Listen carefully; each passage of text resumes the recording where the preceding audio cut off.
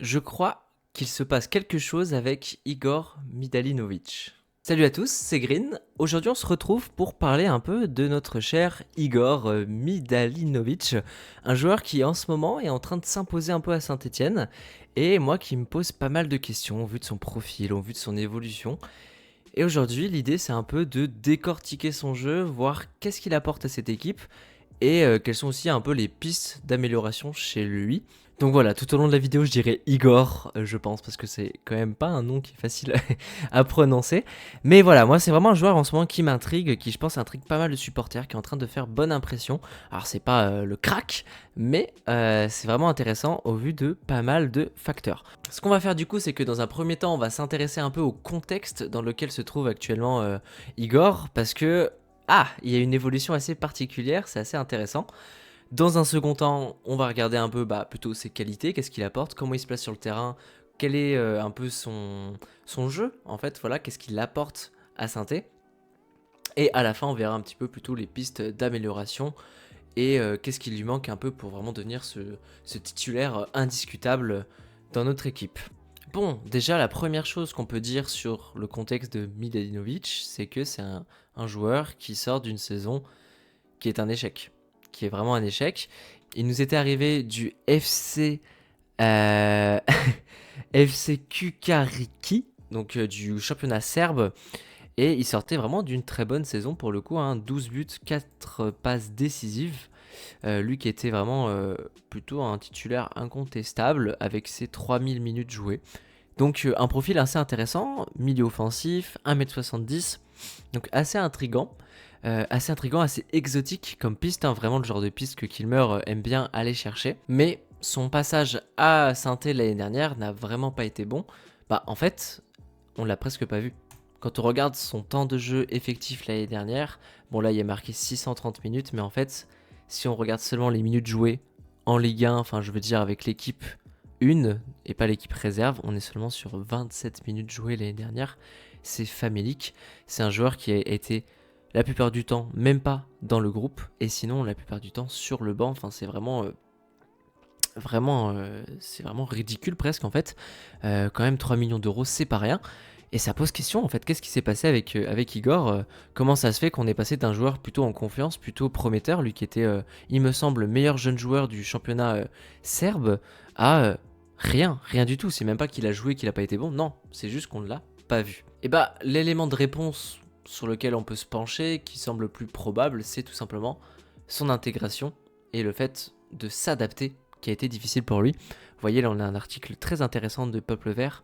Cet été, la SSE était prête à prêter justement Igor parce que son intégration avait été très mauvaise. Et en fait, on voit que c'est quelque chose de l'ordre plutôt personnel. Ce sont des joueurs, mais ça reste des êtres humains. Et en fait, Midalinovic, voilà, il était un peu dans son cocon. Il était en Serbie, chez lui, là où il connaissait. Et maintenant, il arrive en France, dans un des grands championnats majeurs, quand même, c'est pas rien. Il faut s'adapter à la langue, il faut s'adapter au rythme, il faut s'adapter au physique. Je rappelle qu'il fait 1m70, c'est quand même assez compliqué. En plus, il a un profil qui est quand même assez particulier. Donc tout ça fait que l'intégration pour lui, ça a été vraiment compliqué. Le fait de s'intégrer à l'équipe et s'intégrer au groupe. Et ça n'a pas été évident pour lui. Et c'est une des raisons principales qui a fait qu'on ne l'a pas vu du tout de l'année dernière. D'autant plus, on va voir un petit peu ça avec des images juste après, que c'est un joueur qui est un meneur de jeu. Ça, il faut bien le comprendre. Et quand on est meneur de jeu, ça veut dire qu'on a des responsabilités, ça veut dire qu'on doit jouer avec toute l'équipe, ça veut dire qu'on doit être à la baguette. Et que voilà, en fait, on doit être en confiance. Et ce poste-là très particulier qu'il a, en fait, ne l'aide pas dans son intégration. Mais aujourd'hui, on voit que ça fait déjà 1 an qu'il est là, 1 an qu'il est arrivé. Il y a eu un peu d'adaptation, il commence à prendre ses marques. Et on voit qu'il y a du mieux.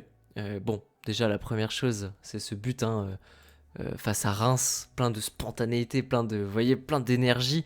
Ça montre quand même un joueur qui est un peu plus en confiance. Il a enchaîné, il a fait 3 titularisations en 3-4 matchs, donc c'est quand même plutôt intéressant. Et ouais, on dirait que c'est en train de prendre pour Igor. Et on va regarder justement maintenant quelles sont ses qualités et qu'est-ce qui se passe justement quand Igor est en confiance. Donc, quand on regarde les matchs où Midalinovic a été titulaire, donc avec beaucoup de temps de jeu, là, rien qu'en 3-4 matchs, il a eu plus de temps de jeu que toute la saison dernière. Donc, c'est vraiment bien plus intéressant à analyser. On voit que c'est un joueur en fait qui a besoin d'être responsabilisé, qui a besoin d'être mis en confiance. Et vous allez le voir, c'est un joueur qui demande beaucoup le ballon, qui a besoin en fait voilà, de toucher le ballon, de faire des passes, de sentir un peu le jeu, d'être une pièce intégrante du jeu, d'être vraiment ce chef d'orchestre. Et on va le voir tout de suite avec ses séquences. Donc vous voyez là directement, on a Nadé qui a le ballon, c'était le match face à Amiens. Et hop, et hop, Igor qui demande directement le ballon. Et vous voyez qu'il va orienter et un peu diriger le jeu. Il va venir vers Anan, donner le ballon, reprendre, refaire le tour, redonner à Lamba. Et là, vous voyez Lamba qui va trouver une passe très intéressante pour Bouaki. Et ça va être dans le dos des défenseurs et très très dangereux. On a presque un 1 contre 1 avec Bernardoni. Bon, c'est pas non plus Igor là qui a fait une différence folle. Mais cette séquence, je l'aime bien parce qu'on voit qu'il a besoin de toucher des ballons, faire une passe avec un joueur qu'on lui redonne, un autre joueur, on lui redonne encore. Et vous voyez, il y a un peu ce truc-là de meneur de jeu qui commence à s'installer chez lui. Et quand il a la possibilité d'être connecté, d'être acteur du jeu, et ben on voit qu'il y a des choses très intéressantes. Là, vous voyez, c'est une action du match contre Montpellier qui a eu lieu hier. Et on voit que déjà, directement, notre cher Igor se trouve juste ici.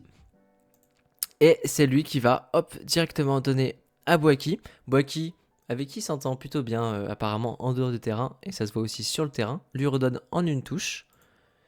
En une touche, c'est pour Stassin. Stassin qui oriente directement pour Zurigo.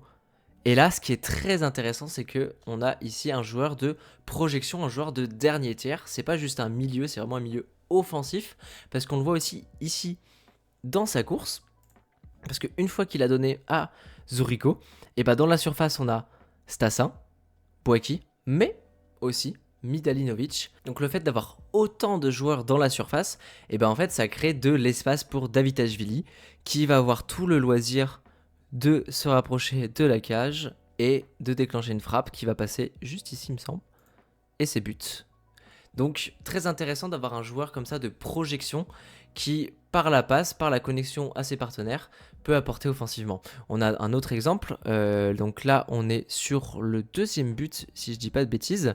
Donc encore une fois, ah non pas le deuxième but, encore une fois, vous voyez une passe vers l'avant directe, reçue par Zurigo, qui se projette. Et là on a juste ici Anan qui va, non Anan ou Bouaki, je ne sais plus, qui va donner vers Stassin. Mais qui est-ce qu'on a second poteau? Encore Igor, qui est en fait tout proche d'avoir une énorme occasion. C'est dommage que Stassin la laisse pas passer. Mais encore une fois, on voit ses qualités de projection. On voit qu'il a pris de la confiance parce qu'il a pas peur, il provoque, il s'avance. Donc là, on a vu de la projection sans ballon, mais il y en a aussi avec ballon. C'est un joueur qui joue quand même beaucoup vers l'avant. Donc ici, vous voyez, hop, il a la balle. On a un appel de Bouaki sur la droite et il va en fait déclencher. Et vous voyez cette situation où il y a 3 défenseurs sur lui, c'est une situation qu'on voit assez souvent avec Igor. En fait, il fixe énormément de monde et hop, juste avant de subir une faute, il va réussir à la donner à Bouaki. Donc là, même s'il n'y avait pas eu faute, en fait, le ballon est propre. Et on voit que vraiment, il y a ce truc de aller provoquer vers l'avant. Et avec sa qualité technique, le fait d'avoir ce centre de gravité assez bas, assez proche du sol, donc assez en contrôle, l'avantage plutôt bien dans sa conduite de balle pour être propre et pour aller vers l'avant. Et vraiment des actions comme ça de projection, on en a plein et très variées. Cette fois-ci, vous voyez, hop, c'est dans l'axe. Projection sur Tardieu qui sert d'appui, qui lui redonne. Il lui redonne à nouveau en une touche. Tardieu qui a tout le loisir d'écarter sur le côté parce qu'on a un très bon appel de Zurigo dans l'axe, juste ici. Et encore une fois, la projection de notre cher Igor Midalinovic juste devant. Anan qui va tenter de le servir. Arrêt du gardien. Retour sur Anan. Et là, centre et but. Donc en fait, vous voyez, il n'est pas acteur décisif direct. Il va peut-être pas faire cette passe décisive, ce tir ou cette action vraiment décisive qui claque. Par contre, il est souvent à l'origine d'actions décisives parce qu'en fait, il fluidifie le jeu par ses remises en une touche. Vraiment, il n'y a pas de touche superflue ou quoi, ça prend pas 10 plombes. C'est fluide, c'est rapide et ça permet de rapidement se projeter vers l'avant, amener du monde dans la surface et ouvrir des espaces pour les attaquants qui, eux, vont pouvoir terminer. Il a une vraie capacité à jouer en une touche, simplement mais proprement, dans les petits espaces, qui est très très forte et qui franchement peut nous être utile cette année en Ligue 2 vu qu'on joue beaucoup face à des blocs qui sont bas. Et c'est une action qui l'illustre très bien, donc ici on est toujours face à Amiens. Zurico qui oriente le jeu sur Igor qui est juste là et qui va directement en une touche, vous voyez, même pas de contrôle, orienter le jeu sur Bouaki. Il se projette. Bouaki qui lui remet en une ou deux touches aussi. Hop, petit contrôle, remise et re-remise de Bouaki. Et là, on a un petit ballon par-dessus, juste ici. Bon, ça va pas donner une frappe ou quoi, mais vous voyez, on a joué sur peut-être 10 mètres carrés en 3 touches de balle, et c'est que des jeux en une touche, en combinaison comme ça, et ça franchement il est très très fort là-dedans, et ça permet de créer, de débloquer certaines situations. Là on a beaucoup parlé d'action dans le dernier tiers, vu que c'est un milieu plutôt offensif comme je l'ai dit, mais il est aussi capable parfois, ça on l'a pas mal vu contre Montpellier, de revenir plus bas pour aider à la relance.